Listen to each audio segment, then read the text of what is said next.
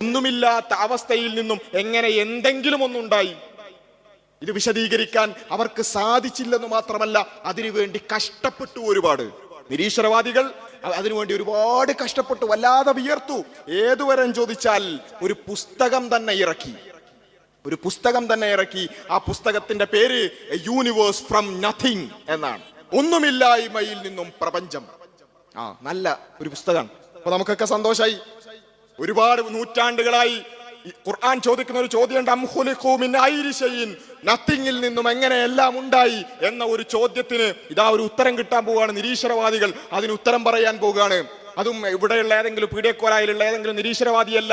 നിരീശ്വരവാദികളുടെ ഏറ്റവും വലിയ, അവർ ആഘോഷിച്ചു കൊണ്ട് നടക്കുന്ന, ആഗോള തലത്തിൽ തന്നെ ഏറ്റവും അറിയപ്പെട്ട നിരീശ്വരവാദിയായ Lawrence Krauss universe from nothing എന്നുള്ളതിൽ അതിനൊരു മറുപടി കൊണ്ടുവരികയാണ്. ആ മറുപടിയുടെ ഏറ്റവും രത്ന ചുരുക്കം, അല്ലെങ്കിൽ അതിന്റെ ഏറ്റവും പ്രധാനപ്പെട്ട ഒരു കാമ്പ് ഞാൻ ഇവിടെ കൊടുത്തിട്ടുണ്ട്.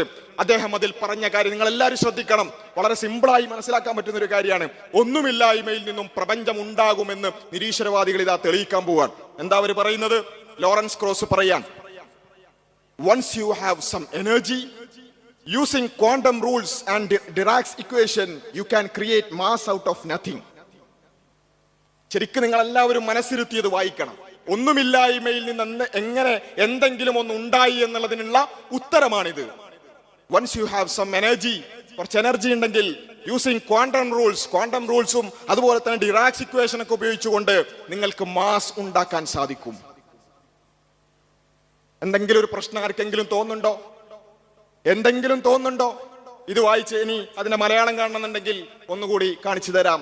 അല്പം ഊർജമുണ്ടെങ്കിൽ ക്വാണ്ടം നിയമങ്ങളും ഡിറാക് സൂത്രവാക്യങ്ങളും ഉപയോഗിച്ച് നിങ്ങൾക്ക് ഒന്നുമില്ലായിൽ നിന്നും ഘനത്വമുണ്ടാക്കാം. എന്തെങ്കിലും പ്രശ്നം തോന്നുന്നുണ്ടോ? ഞാൻ അടിവരയിട്ടിട്ടുണ്ട്. എന്താ അത്? ഒന്നുമില്ലാത്ത അവസ്ഥയിൽ നിന്നും എന്തെങ്കിലും ഒന്ന് ഉണ്ടാകുമെന്ന് നിരീശ്വരവാദികളുടെ തലതൊട്ടപ്പന്മാരായ ആളുകൾ, അവരുടെ ആസ്ഥാന ബുദ്ധിജീവികൾ ഒരു പുസ്തകം എഴുതി തെളിയിച്ചിരിക്കുകയാണ്. എന്താ?